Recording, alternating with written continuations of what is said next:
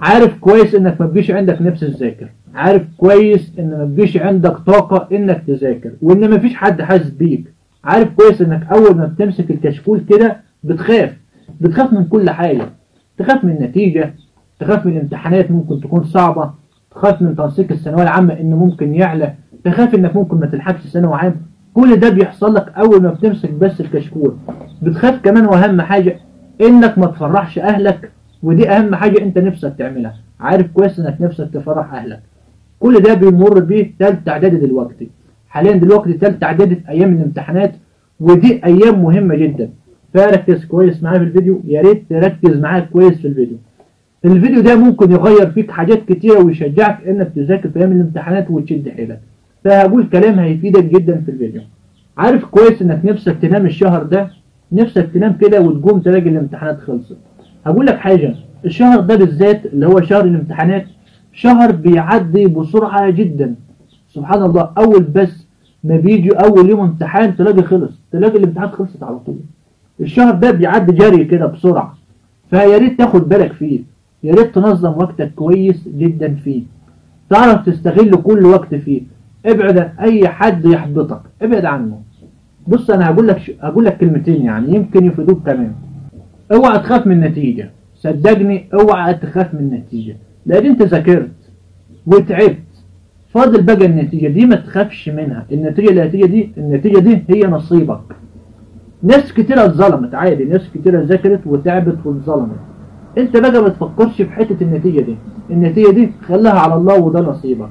انت مش هتقدر تغيرها، انت مش بطل خارق عشان انك تغير النتيجة. واهم حاجة وانت بتفكر فيها انك تفرح اهلك. انت بتذاكر وبتتعب ونفسك تفرح اهلك، لكن انت مش بتتحكم في الكون، ولا انت بتتحكم في النتيجة.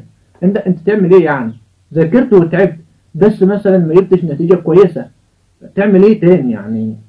مش عارف تعمل ايه تاني، هتغير الكون يعني؟ مش كل حاجة عايزها لازم تتحقق يعني. سبحان الله، دي مش بايدك خلاص، ما انت تذاكر وتعمل اللي عليك. عايزك تقوم تذاكر وما تفكرش في اي حاجة ممكن تحبطك.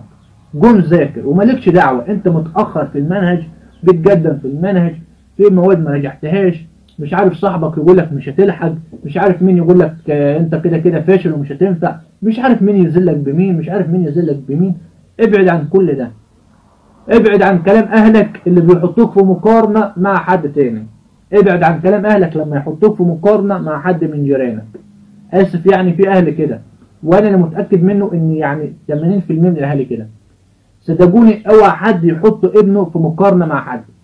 اهلك مثلا لو اهلك كل شوية يذلوك بابن خالك، بنت عمك، في الحتة دي صدقني ما تسمعش كلامهم.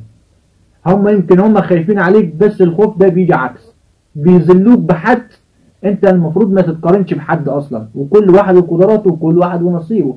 لما حد يقول لك مش عارف مين مش احسن منك، انت مش ذنبك يعني. فحاول تبعد عن كل الكلام ده، ابعد عن اي حد يحبطك خالص. مهما كنت متأخر في المنهج، ما بدأتش فيه، خلصت ونجحت، بتحل امتحانات، المهم انك تبدأ وتعمل اللي عليك. انا عايزك ترضي ضميرك انت وبس، ان ده مستقبلك انت وبس، مش مستقبل حد تاني. اخر حاجة هقولها لك، حاول ان تخلي يومك طويل. ازاي طويل؟ انك تقوم بدري، تقوم الساعة 6، ولو قدرت تقوم الفجر يبقى انت كويس جدا وتحفة كمان. عايزك تقوم بدري، قوم بدري على قد ما تقدر، اظبط 20 منبه، المهم انك تقوم بدري. وحاول انك تنام على الساعة 10 او 11 بالكتير، ما تسهرش، لان السهر في الليل مش بيخليك بتذاكر صراحة يعني. انت لما تقوم بدري هيبقى يومك طويل جدا وهتذاكر فيه. لو انت بتراجع، اقسم يومك لفترتين، فترة تراجع فيها وفترة تحل فيها امتحانات، بحيث انك تبقى بتراجع وفي نفس الوقت بتحل، مش تبقى مشغول بحاجة واحدة. ثالث حاجة واهم حاجة في الحوار ده كله، ابعد عن الموبايل على قد ما تقدر. الفون ما تمسكوش غير للضرورة او لهدف او انك عايز حاجة. ما تمسكش الموبايل كده وخلاص، ما تمسكش الموبايل وتدخل على الفيس وتلاقي نفسك ضيعت ساعتين او 3. ما تمسكش الموبايل تدخل على التيك توك وتلاقي نفسك ضيعت نص اليوم من ايدك. لا، طالما قمت بدري وبعدت عن الموبايل، هتلم وهتحل امتحانات كتير، وهتلاقي نفسك حققت انجازات كتيرة الشهر ده وايام الامتحانات. صدقني احنا يومنا طويل، بس اللي بيصغروا الموبايل بيصغروا جدا كده، تحس ان اليوم خلص بسرعة. فقوم بدري على قد ما تقدر، قسم يومك لفترات، فترة تراجع فيها وفترة تحل فيها امتحانات، ابعد عن الموبايل كده انت تمام. وبكده الفيديو بتاعي يكون انتهى. يا ريت يعني اكون قلت لك حاجة مفيدة يعني، بس في النهاية يعني انا مريت بالتجربة اللي انت مريت بيها، ومفيش حد هينفعك خالص، وان ده مستقبلك وانت بتذاكر عشان نفسك وبس. يا ريت تعرف كده كويس. اوعى تقارن نفسك بحد، لما تجيب النتيجة وتظهر النتيجة برضه ما تقارنش نفسك بحد. صدقني النصيب احسن مليون مرة من الحاجة اللي انت بترتب لها. وانا مريت بكده وكنت زعلان جدا ان انا دخلت الكلية اللي انا فيها في كلية الاداب، وكان نفسي ادخل كلية هندسة، كنت هموت على كلية هندسة. بس يعني حسيت فعلا ان كلية الاداب هي مكاني، وهي الكلية دي اللي انا نفعت فيها.